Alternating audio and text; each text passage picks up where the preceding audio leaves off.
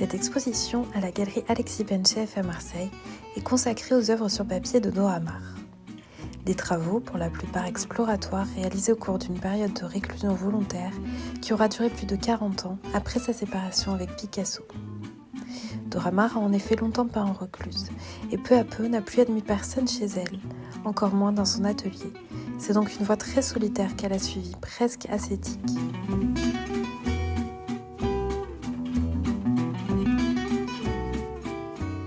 Fascinante et émouvante Dora Maar.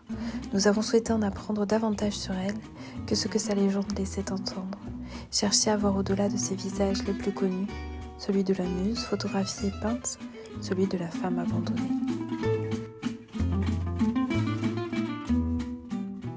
Sur ces petits rectangles de papier sans prétention, les paysages s'épanouissent dans une abstraction proprement lyrique.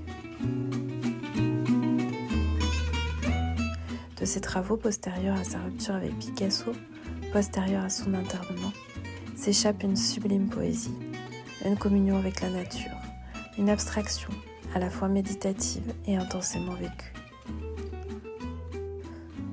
Dora expérimente, crée avec sa peinture des vides de plein et des pleins de vides. Assemblant deux feuilles chargées de peinture, les frottant ventre à ventre, elle obtient d'une part la représentation d'un paysage et en creux, l'esquisse de son négatif, l'avatar d'un autre monde.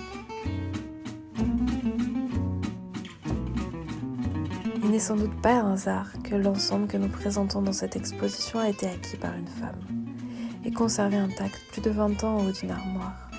C'est ainsi que tous ces petits bouts de Dora nous sont parvenus par hasard et par chance.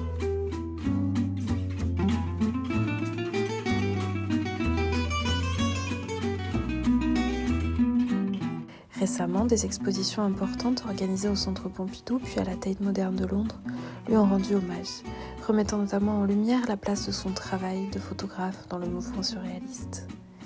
Mais se souvient-on que la première exposition consacrée à Dora Maar en France eut lieu à Marseille, au musée de la Vieille Charité au printemps 2002 ? Très exactement 20 ans plus tard, le mystère Dora Maar subsiste.